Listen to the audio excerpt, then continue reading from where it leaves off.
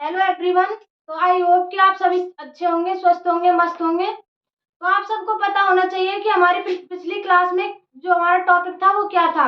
मैंने आपको बताया था कि हमारा फर्स्ट ग्रेड का सिलेबस स्टार्ट किया है। हमने फर्स्ट ग्रेड का सिलेबस स्टार्ट किया है। उसमें से भी किसका सिलेबस स्टार्ट किया है, उसकी क्लास स्टार्ट की है, तो चित्रकला की। ठीक है, हम चित्रकला का पहला टॉपिक था वो हमने कंप्लीट कर लिया है। अब हम दूसरे टॉपिक की ओर देखते हैं कि हमारा दूसरा टॉपिक क्या होगा। हमने जो पहला टॉपिक पढ़ा था वो क्या था कि कला का अर्थ और परिभाषा है, कला किसे कहते हैं और उसकी परिभाषा किस किस वैज्ञानिक ने क्या क्या परिभाषाएं दी हैं। तो अब हम पढ़ेंगे कि कला, जो कला है और शिल्प है, उसके जो प्राचीन ग्रंथ है कि कला और शिल्प का किस किस प्राचीन ग्रंथ में कहाँ कहाँ किस किस अध्याय में उनका कला का प्रयोग हुआ है। ठीक है, तो आइए अपने जो टॉपिक की ओर देखते हैं कि हमारा टॉपिक क्या होगा।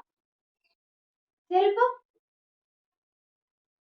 व कला के प्राचीन ग्रंथ, प्राचीन ग्रंथ, प्राचीन ग्रंथ बोलो या फिर प्राचीन साहित्य।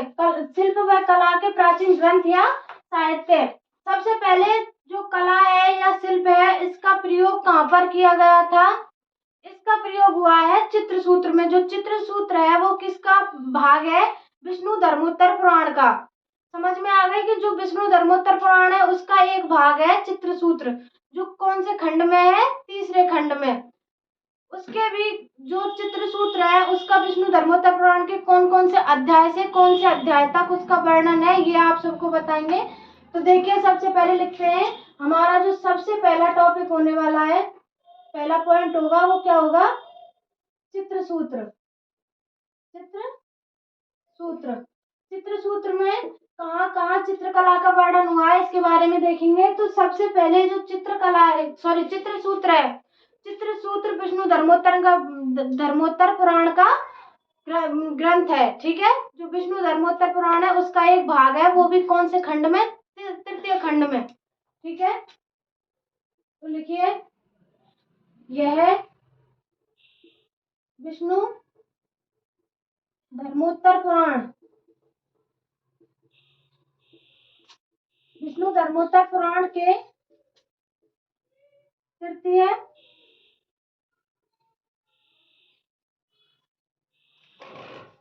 विष्णु धर्मोत्तर पुराण का तृतीय खंड है। ठीक है, का तृतीय खंड है। चित्र सूत्र विष्णु धर्मोत्तर पुराण का तृतीय खंड है। और ये जो चित्र सूत्र है यह 35 से 43वें अध्याय तक, 43वें अध्याय तक, इसमें कौन कौन से अध्याय शामिल है, 35 से 43वें अध्याय तक किसका वर्णन हुआ है, चित्र सूत्र का।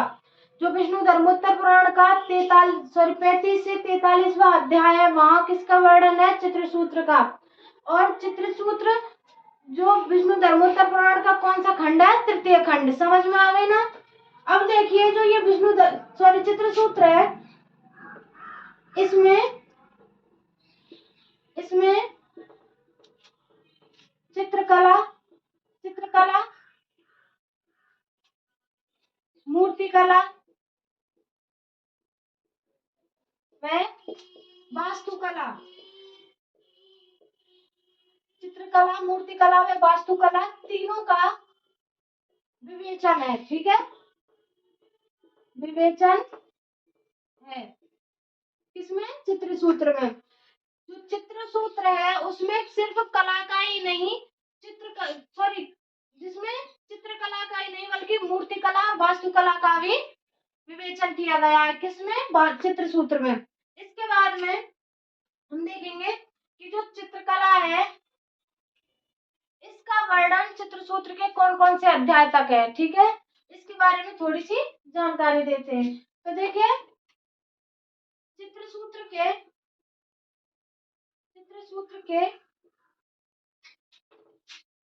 35 से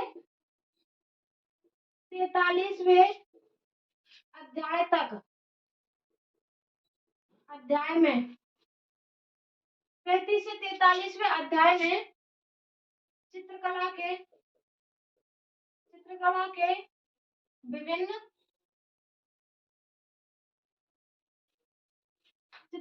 विभिन्न तकनीक व रंगों का प्रयोग हुआ है। रंगों का प्रयोग हुआ है। 35 से 43वें अध्याय में क्या हुआ है कि चित्रकला के जो विभिन्न अध्याय हैं, विभिन्न तकनीक और रंग है। तकनीक और रंग किसकी? चित्रकला की। उनका प्रयोग 35 से 43वें अध्याय में मिलता है। ठीक है, इसके बाद देखेंगे जो ये 43 से आगे का भाग है 45। ठीक है, 45 से 83 तक, 45 से 83 तक, 45 से 83 तक किसका वर्णन किया गया है? प्रतिमा लक्षण का। प्रतिमा लक्षण का वर्णन। ठीक है,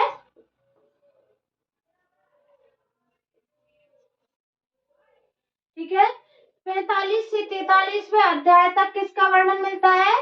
प्रतिमा लक्षण का। इसके बाद में आते हैं 84 से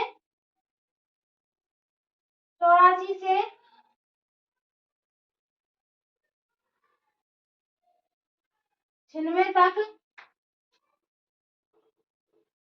84 से 96 तक किसका वर्णन मिलता है? मंदिर निर्माण का। मंदिर निर्माण का। ठीक है, यहाँ तक देखिए। इसके बाद में हम आगे चलते हैं तो देखिए, हमने पहले देखा कि शिल्प व कला के प्राचीन ग्रंथ, जिनमें शिल्प व कला का वर्णन सबसे पहले हुआ है, वो कौन सा ग्रंथ है? चित्रसूत्र। अब चित्रसूत्र किसका भाग है? विष्णु धर्मोत्तर पुराण का तीसरा खंड है। कौन सा? चित्रसूत्र। समझ में आ गई ना? तो यह 35 से 43वें अध्याय तक स्थित है। ठीक है, कौन? चित्रसूत्र। चित्रसूत्र का जो वर्णन है वो विष्णु धर्मोत्तर पुराण के तीसरे खंड में तो है। तीसरा खंड कहाँ से स्टार्ट होता है? 35 से 43वें अध्याय तक। तो देखिए, इसमें चित्रकला में वास्तुकला और मूर्तिकला तीनों का वर्णन है। उसमें भी क्या है? चित्रसूत्र में 35 से 43वें अध्याय तक चित्रकला की विभिन्न तकनीक व रंगों का प्रयोग हुआ है। इसके बाद 45 से 43 तक प्रतिमा लक्षण का और 84 से 96 तक मंदिर निर्माण का। तो यहाँ तक उतारिए। इसके बाद में हम आगे थोड़ी सी और चर्चा करेंगे।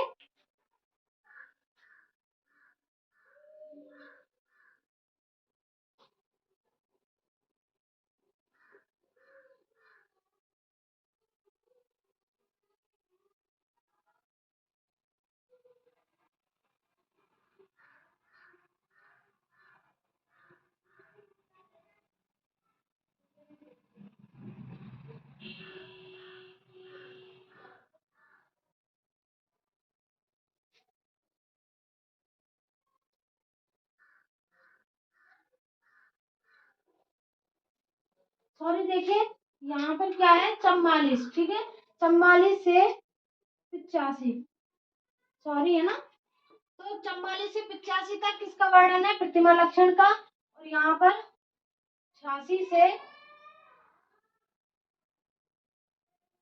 86 से कितना है? 95 तक। ठीक है, 86 से 95 तक किसका वर्णन किया गया है? मंदिर निर्माण का। तो यहाँ तक उतार लिया होगा। इसके बाद में हम थोड़ा सा आगे चलते हैं। किसकी बात कर रहे हैं? चित्रसूत्र की। चित्रसूत्र में चित्रकला का वर्णन कहाँ कहाँ पर हुआ है, इसका भी उल्लेख देखते हैं। तो देखिए, किसकी बात कर रहे थे हम? चित्रसूत्र की। चित्रसूत्र। ठीक है, चित्रसूत्र की बात कर रहे थे। उसमें भी हमने प्रतिमा लक्षण कहाँ तक है? 44 से 85 तक। और जो 86 से 95 तक किसका वर्णन है? 86 से 95 तक है मंदिर निर्माण का। इसके बाद देखते हैं, जो अब 86 तक आ गया है, अब 96 तक है, 95 तक। ठीक है, 95 से हम एक कदम आगे चलेंगे 96। ठीक है, 96 से 108 तक किसका वर्णन किया गया है? देव प्रतिमा का। देव प्रतिमा का। देव प्रतिमा का वर्णन कहाँ पर किया गया है? चित्रसूत्र के 36 से 108वें अध्याय तक किसका वर्णन है? देव प्रतिमा का। अब यहाँ तक हो गई चित्रसूत्र की बात, ठीक है। अब चित्रसूत्र का जो उसका उल्लेख है, उसका सबसे पहले उल्लेख किसने किया है, इसके बारे में थोड़ी सी चर्चा कर लेंगे। उसका अनुवाद किसने किया, ठीक है। तो चित्रसूत्र का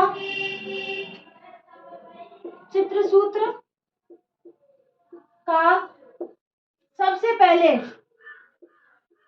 पहले क्या सर्वप्रथम सबसे पहले अंग्रेजी में अनुवाद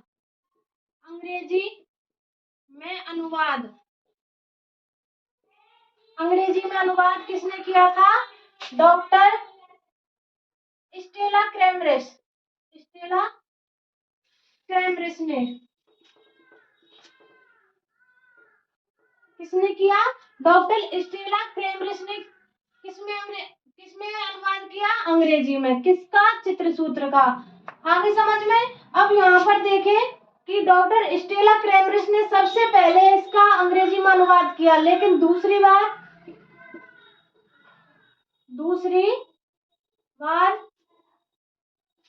डॉक्टर आनंद कुमार स्वामी, ठीक है।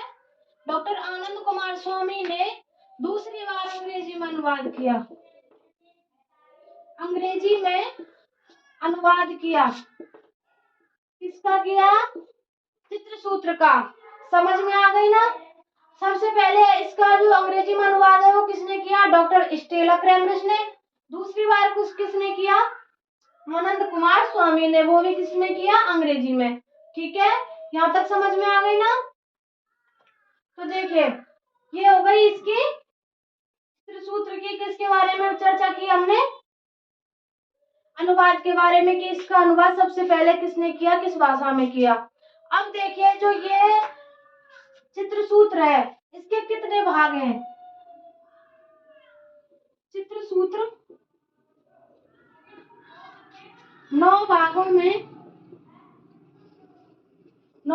में विभक्त है। कितने भागों में विभक्त है? 9 भागों में। जैसे इसके भागों के बारे में चर्चा करें। प्रमाण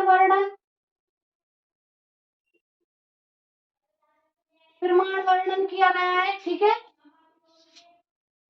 प्रतिमा लक्षण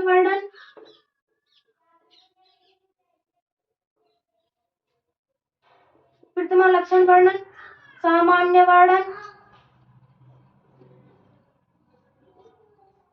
ठीक है।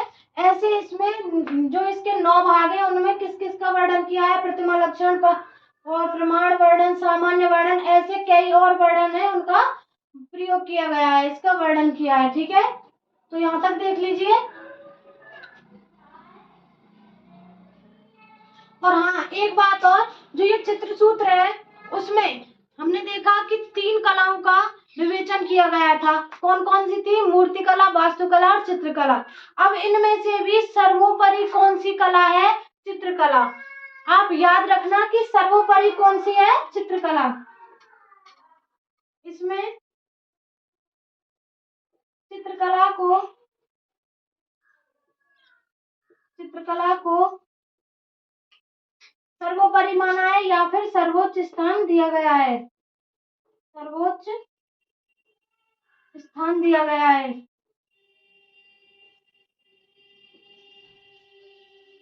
ठीक है। यहाँ तक देखना।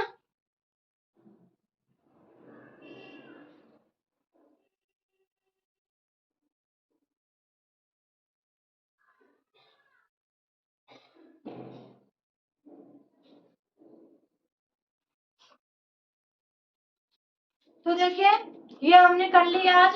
जो शिल्प और कला है उसके प्राचीन ग्रंथ थे चित्रसूत्र। ऐसे ही कई और जो इसके ग्रंथ हैं प्राचीन, उनके बारे में भी अगली क्लास में चर्चा कर लेंगे। तो अभी तक के लिए धन्यवाद।